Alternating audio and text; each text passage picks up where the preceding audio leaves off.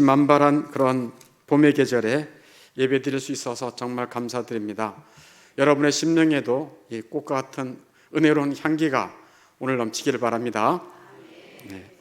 오늘이 에스겔 24장인데요 24장까지가 하나님께서 이스라엘 백성을 심판하시는 그런 말씀의 내용이에요. 그리고 다음 주부터는 25장부터는 열방, 그 주변의 모든 나라를 하나님이 심판하신다는 그런 말씀이에요. 그러니까 하나님은 세상 모든 나라를 다 다스리고 심판하시는 하나님이십니다. 그리고 그 말씀이 끝나면은 이제 교회를 회복할 것이다, 즉 하나님의 백성을 회복하실 것이다, 심판 중에서라도. 그 말씀이 에스겔 말씀의 전체 크게 세 단락이에요. 오늘은 제 1단락이 끝나는 날이다, 그런 말이에요. 누구의 심판? 이스라엘의 심판, 예루살렘의 심판. 예루살렘은 이스라엘의 중심지, 도읍지니까 예루살렘이 망하면 이스라엘이 망하는 거예요. 그래서 오늘 말씀의 제목은 녹슨 가마 예루살렘 있습니다. 같이 한번 큰 소리로 읽어볼까요? 시작. 녹슨 가마 예루살렘. 네, 너무 그림을 잘 찾았죠. 우리 행정팀장이 너무 잘 찾았어요. 녹슨 가마에 양 한 마리를 다 때려놓고 푹 지금 삶고 있는 그런 그림입니다. 이게 무슨 그림인가? 무슨 비유일까? 궁금하시죠? 네, 잠깐 기다리시면 말씀을 전해드리겠습니다. 여호와 하나님께서는 에스겔에게 예루살렘의 심판을 전하라고 말씀하고 있어요. 2절 말씀에 이렇게 말씀하죠. 인자야, 너는 날짜 곧 오늘의 이름을 기록하라. 바벨론 왕이 오늘 예루살렘에 가까이 왔느니라. 그러니까 바벨론 왕이 드디어 군대를 최종 다 이끌고 예루살렘을 마지막 함락시키러 왔다는 것입니다. 봐라, 이제 그날이 오늘이다. 내가 말하던 그 심판의 날이 오늘이야. 너희들은 이 심판이 혹시 안 올 수도 있다고 생각했을지 모르는데 이 심판이 이르렀어. 바벨론 왕이 왔다니까 그것이 오늘이야. 그날을 적어라 라고 말합니다. 1절 말씀에 성경, 이건 앞에는 안 떴습니다. 성경을 보세요. 에스겔 24장 1절에 같이 읽습니다. 시작. 아홉째 해 열째 달 열째 날에, 여기 요 날이에요. 요 날. 아홉째 해 열째 달 열째 날에, 이 시드기야 왕의 9년을 얘기해요. 그러니까 하나님의 심판은 역사적으로 반드시 온다. 그리고 하나님의 심판은 반드시 있다라고 하는 것을 말씀하고 있어요. 그래서 정확한 그날을 기록해라 라고 하는 말씀이에요. 하나님의 심판이 다가옵니다. 하나님의 심판은 두 가지 중에 하나겠죠. 인류의 심판이, 전체 인류의 종말이 둠스데이라고 그러죠. 인류 종말이 온다. 그게 하나고, 그땐 세계가 완전히 뒤집혀지겠죠. 올까요, 안 올까요? 옵니다. 그걸 말씀하고, 역사적인 한 시점에 옵니다. 그게 인류의 종말이에요. 또 하나는 개인의 죽음의 종말이에요. 내가 죽으면 하나님 앞에 서야 돼요. 심판대 앞에 서야 돼요. 우리는 천년 만년 살 인간이 아닙니다. 반드시 죽어요. 그리고 심판대 앞에 서요. 그러므로 심판을 준비해야 됩니다. 우린 천년 만년 못 살아요. 곧 죽어요. 퇴행성 뇌질환으로. 인지장애가 오면 치매요. 행동장애가 오면 파킨슨이요. 퇴행성 고관절염, 퇴행성 관절염, 다 퇴행성이에요. 퇴행성이 뭡니까? 다 닳고 없어졌다. 다 이제 병이 걸렸다, 그런 얘기입니다. 죽어요. 개인 종말이 옵니다.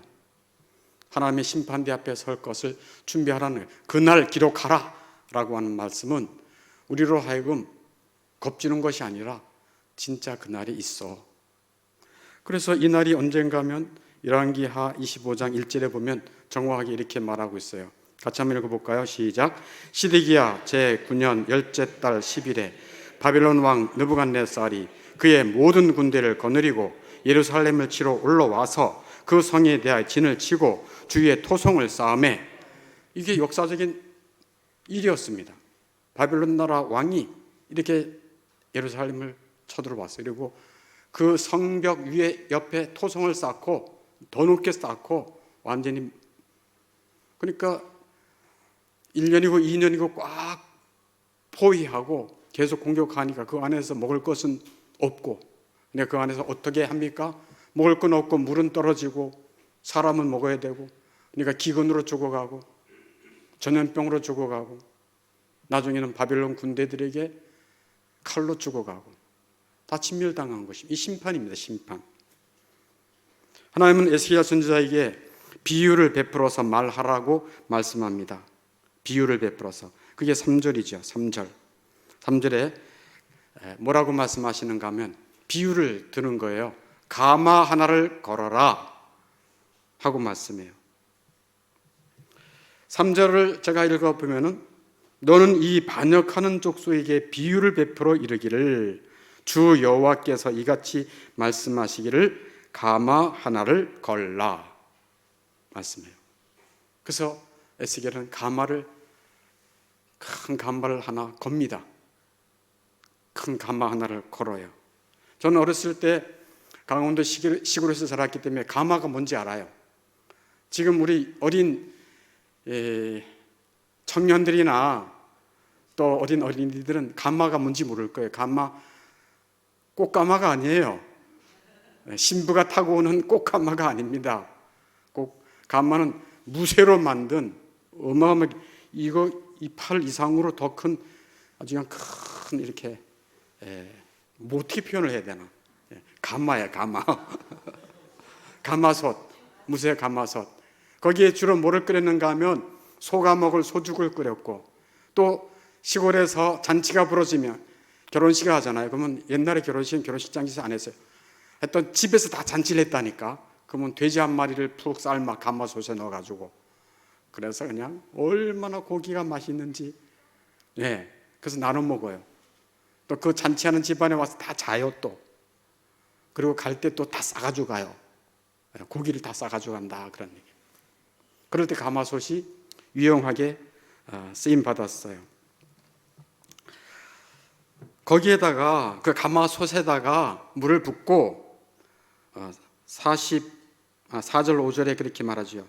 가마솥을 건 후에 물을 붓고 양떼에서 한 마리를 골라 각을 뜨고 해서 그 가마솥 안에 양 한 마리를 다 쏟아보라, 다 준비해가지고 그리고 푹 삶아라 라고 말씀해요. 그러면 가마는 뭐를 비유할까요? 예루살렘 성을 비유해요. 그럼 그 안에 푹 삶은 고기는 뭐를 비유할까요? 예루살렘 백성을 말해요. 예루살렘 백성을 가마솥에 푹 삶아서 멸망당하는 것을, 너희들이 이처럼 멸망당할 거야 하는 것을 보여주라는 거예요. 가마솥에 삶아 죽은 고기처럼 예루살렘 백성들은 무참히 심판받을 것이야 하고 말씀하시는 거예요. 그게 가마솥,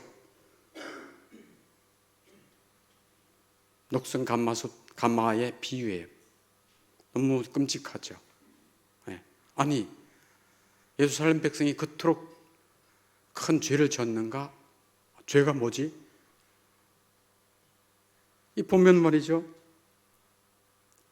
왜 녹슨 가마라고 했는가 하면 6절에 보면 피를 흘린 성읍, 이 피는 죄의 피를 흘린 성읍이다 이런 말씀이에요. 죄가 너무 많은 거예요. 죄로 인해 더러워진 거예요. 악하고 음란한 도시란 얘기예요. 처음에는 예루살렘 성이 순결한 처녀였는데 지금은 창녀가 되었도다 라고 말씀하는 거예요.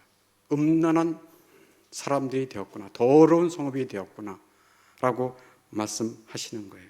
그럼 죄가 뭔가? 3절에 이 반역하는 죄인 족속이라고 하나님이 이스라엘 백성 예루살렘 족속을 딱 한마디로 요약을 해요. 그냥 이 반역하는 족속, 이 반역하는 족속, 반역, 누구한테 반역한다는 얘기입니까? 그래요. 하나님의 말씀에 반역한다는 거예요. 거역한다는 거예요. 그러니까 하나님의 말씀에 거역하는 것이 죄죠. 웨스트민스터 소결의 제14문답을 보면 죄에 대해서 이렇게 말하고 있어요. 죄가 무엇인가? 이렇게 질문하고 답을 같이 한번 읽어보겠습니다. 답을 시작. 죄는 하나님의 법을 지키지 못한 것과 그 법을 어기는 것입니다. 네, 죄는 하나님의 법을 지키지 못한 것과 그 법을 거역하는 것, 반역하는 것, 이걸 죄라고 말합니다. 이게 죄예요. 예루살렘 족속들만 반역하는 족속인가? 그렇지 않아요. 우리들의 본성도 반역하는 기질이에요. 우리 죄성 자체가 반역이에요. 누구 말 듣고 싶지도 아니에요. 하나님의 말씀을 거역하고 그 법을 어기는 것이 죄라 그러는데 하나님이 뭐라고 말씀했어요? 네 부모를 공경하고 순종하라. 그러면 너가 땅에서 잘 될 거야. 네가 하는 일이 잘 될 거야. 건강할 거야 라고 말씀하시지만 실제 자기 부모 말 잘 안 들어요. 어렸을 때는 말 잘 들어요. 좀 머리 컸다고 아이고 무시해요. 우습게 여겨요. 부모 마음을 핥혀놔요. 그래가지고 그 사람이 잘 되겠어요? 안 돼요. 하나님의 말씀을 거역하는 것이 죄예요. 죄의 결과가 뭐예요? 가마솥에 푹 삶은 고기처럼 비참하게 멸망당하는 것이 죄의 결과예요.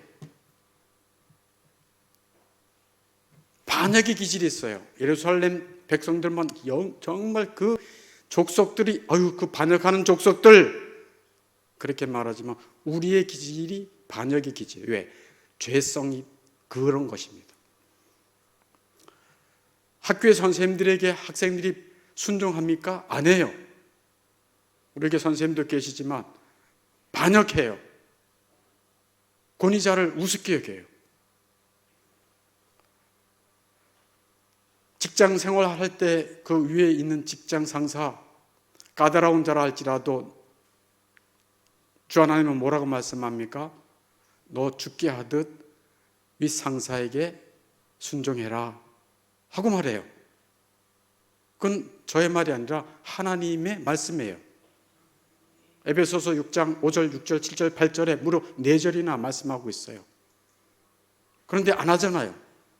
뒤에서 욕하고 대들고 뭐라고 하고 비인격적이다. 저런 상사 만난 게 내 인생 망치는 거다 하면서 막 저항하잖아요. 이게 죄성이라니까요.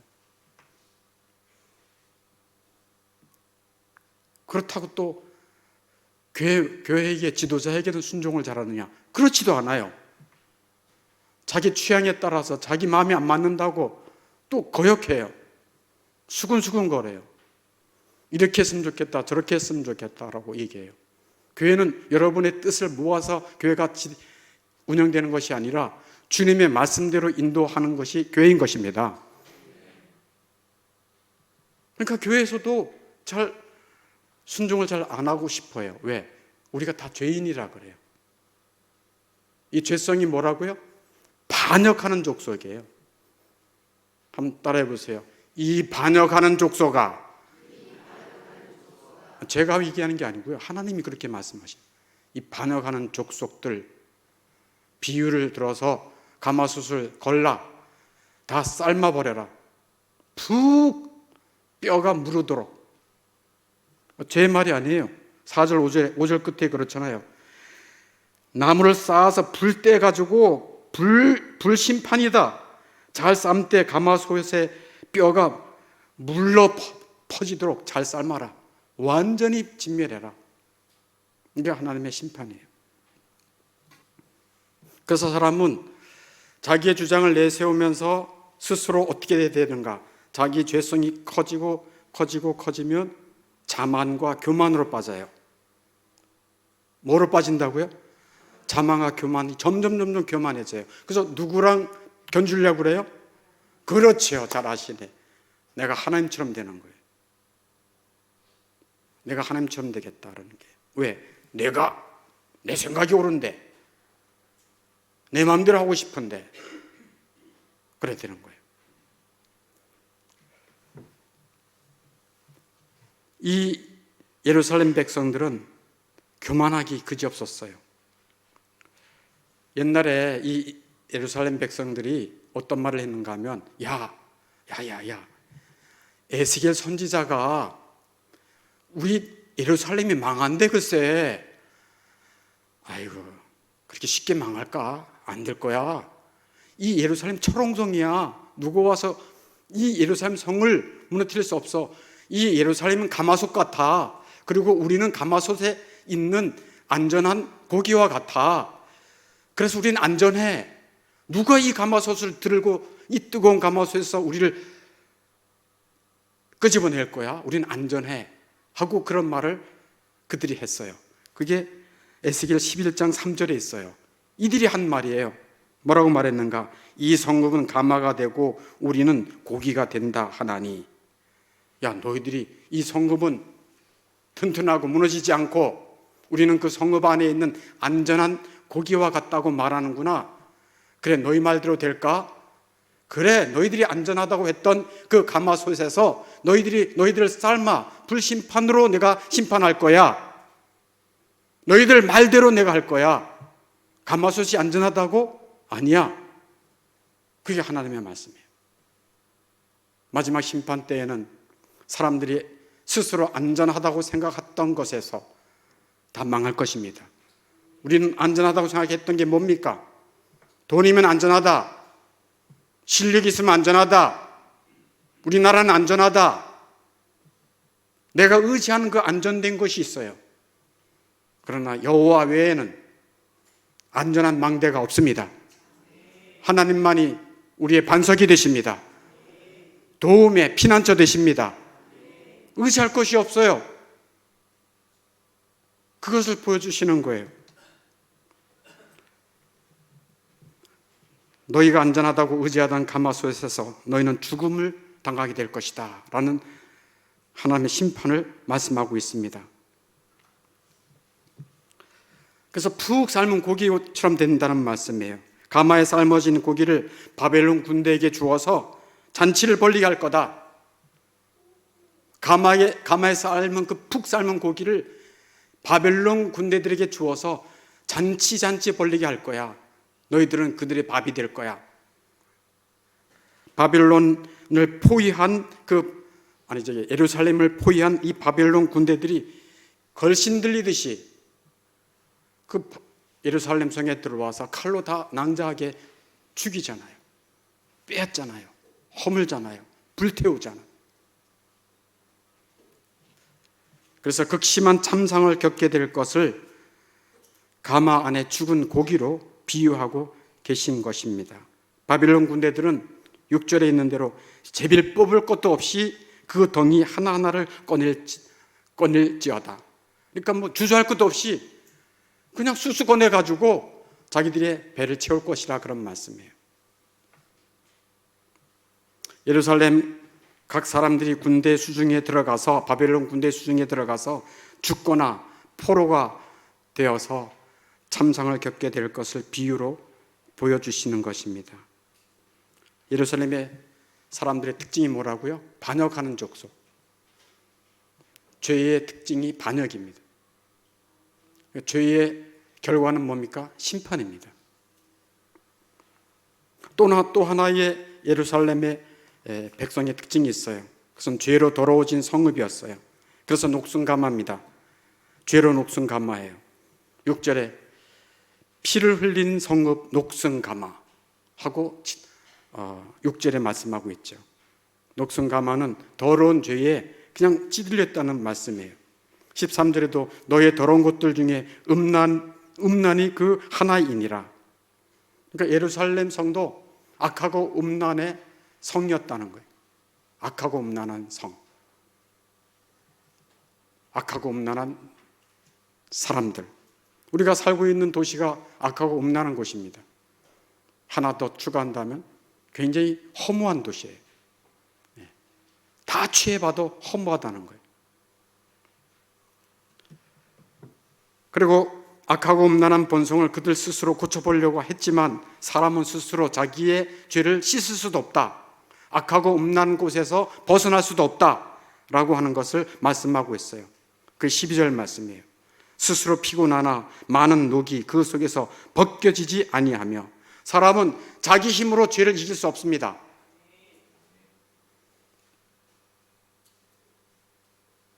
저를 다 쳐다보세요. 맨 뒤에도 나를 쳐다봐야 돼요. 말씀을 들을 때는 나를 쳐다봐야 돼요. 밑을 보면 안 돼요. 저를 보셔야 돼요. 제가 그래도 말씀을 전할 때는 쳐다봐야 말씀이 들립니다. 그렇지만 말씀 다 빼앗겨요. 여기 뭐라고 말씀한다고? 스스로 너희들이 죄를 없이 하려고 하지만 안 된다라고 얘기해요. 우리는 악하고 음란한 세상에서 죄를 안 질 수가 없어요. 스스로가 그걸 이길 수가 없습니다. 죄라고 하는 것은 본물 터지듯이 한번 딱 터지면 그 죄에 빠져들게 돼 있어요. 계속 깊어져요. 그 죄를 우리가 이길 힘이 없어요. 밀려오는 죄의 그 홍수가 난다 그러죠. 제방이 딱 터지는 순간 마을을 덮쳐요. 다 쓸고 가는 거예요. 혼자 안 돼요.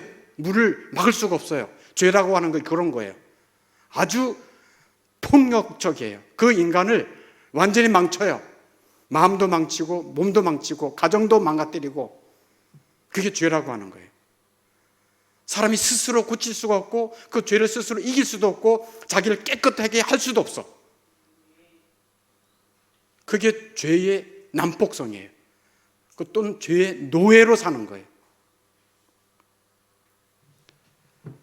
그게 12절 말씀이라고 그랬죠. 스스로 피곤하나 많은 녹이 그 속에서 벗겨지지 아니하며. 스스로 죄를 깨끗하게 할 수도 없고 죄를 이길 수도 없다는 말씀을 하고요. 또한 13절에서는 하나님이 그들의 삶을 고치기 위해서 여러 가지 방법을 다 쓰셨어요. 다 시행해 보셨지만 소용이 없었다라고 말해요. 그 13절 말씀이에요. 같이 한번 읽어보겠습니다. 시작. 너의 더러운 것들 중에 음란이 그 하나이니라.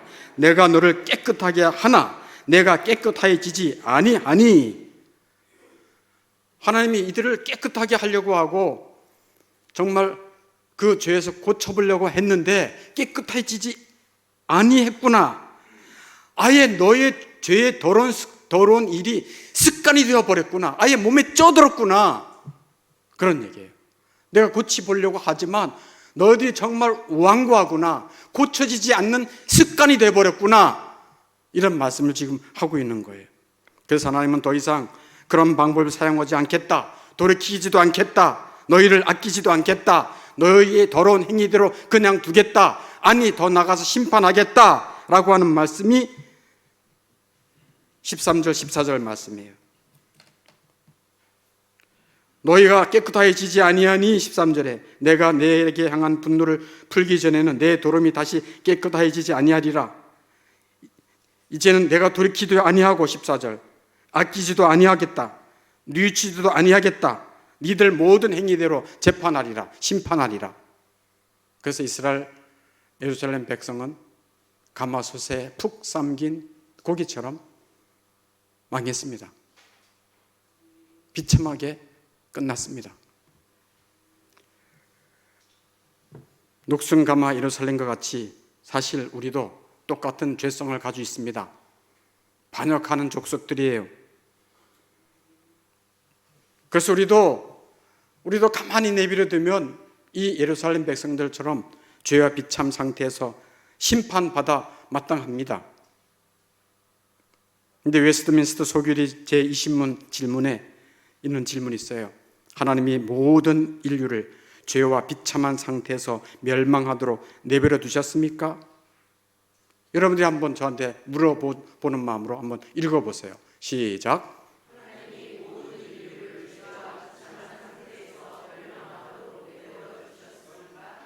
네, 질문을 너무 잘하셨어요. 제가 답을 하겠습니다. 하나님은 영원부터 오직 그분의 기쁘신 뜻대로 어떤 사람들을 영원한 생명에 이르도록 선택하시고 은혜 언약을 맺으셔서 구속자를 통해 그들을 죄와 비참한 상태에서 건져내어 구원의 상태에 이르게 하셨습니다. 이게 하나님의 뜻이에요. 우리를 그냥 내버려두면 예루살렘 백성들처럼 심판받아 마땅한데 하나님은 하나님의 뜻을 세웠다. 그래서 어떤 사람들을, 하나님이 구원할 어떤 사람들을 뭐 하셨다고 얘기해요? 택하셨다. 이제 하나님이 택하십니다. 먼저 그게 선택하시고, 그 다음에 뭐를 맺으셔서? 은혜 언약. 우리 행위대로는 늘 죄를 짓고 또 반역하지만 하나님의 은혜로 구원하시겠다는 것입니다. 누구를 통해서? 구속자가 누구시오? 예수 그리스도. 우리의 죄값을 치르시는 것이 구속이에요. 리뎀션. 값을 치렀다. 내 죄값을 예수님이 대신 지시고 어린 양이 되어서 수치와 고난과 죽음과 심판과 저주와 하나님의 진노를 다 받으신 거예요. 그래서 구속자를 통해 그들을 죄와 비참한 상태에서 건져내어 구원의 상태에 이르게 하셨다. 히브리서 9장 12절에 보면 구속자 예수 그리스도의 구속의 피가 어떤 놀라운 역사를 이룬지 아십니까? 같이 한번 읽어보겠어요. 시작. 오직 자기의 피로 영원한 속죄를 이루사. 아멘. 예수님의 피는 영원한 속죄입니다.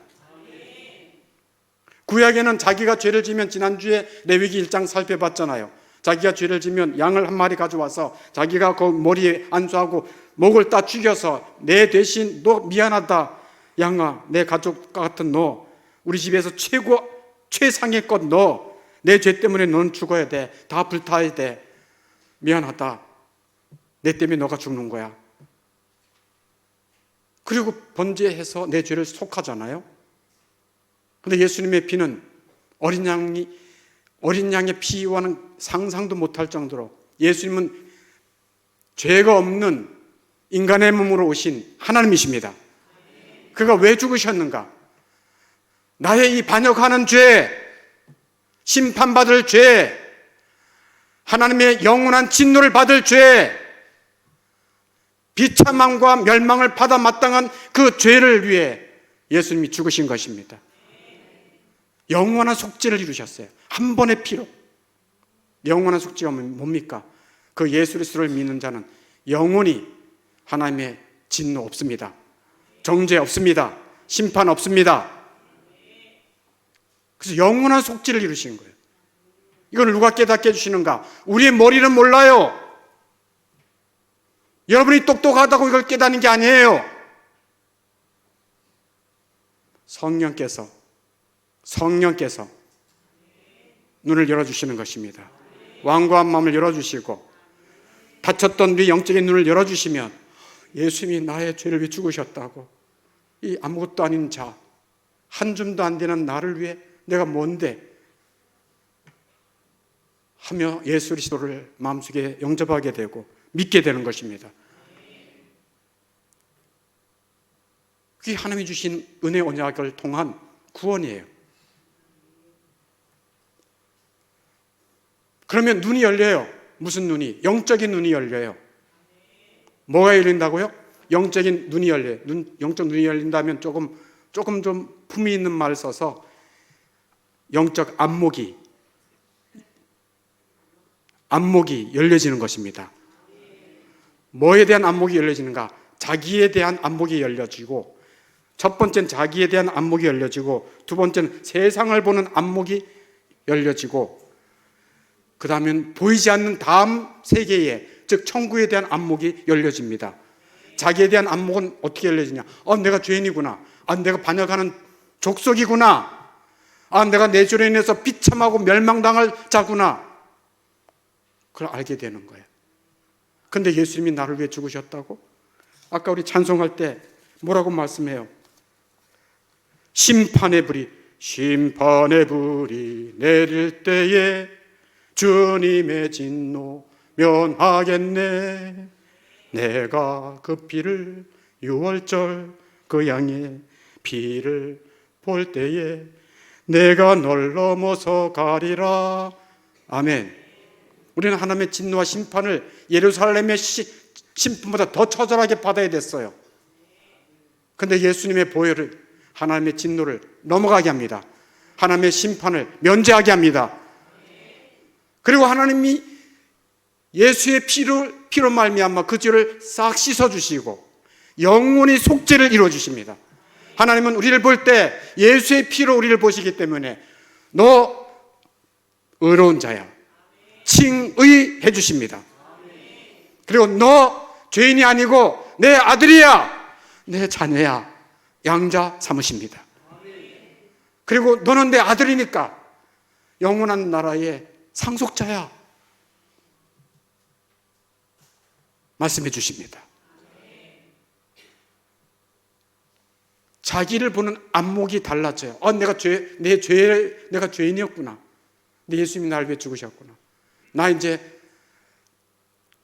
더러운 죄 지으면서 내 사랑하는 주님의 마음을 아프게 해드리고 싶지 않아. 내가 거룩한 하나님의 자녀가 되었는데 이 더러운 옷을 깨끗한 옷을 더럽히고 싶지 않아. 개나 돼지가 토했던 음식을 또다시 먹고 싶지 않아 라고 하면서 죄를 혐오하게 됩니다. 그게 자기 안에 있는 죄를 향한 안목이 열리는 거예요. 그래서 에스겔서에 이제 뒤에 가면 이제 교회 회복에 대해서 말씀한다 그랬잖아요. 에스겔서 36장 29절 31절에 보면 이런 말씀을 해요. 내가 너희를 모든 더러운 데서 구원해 내겠다라고 하나님 말씀하셨고, 그 다음에 31절에 너희 모든 죄악과 가증한 일로 말미암아 스스로 밉게 보리라. 무슨 소리예요? 구원받은 백성은 모든 죄악과 가증한 일, 즉 죄를 또 지을 수 있어요.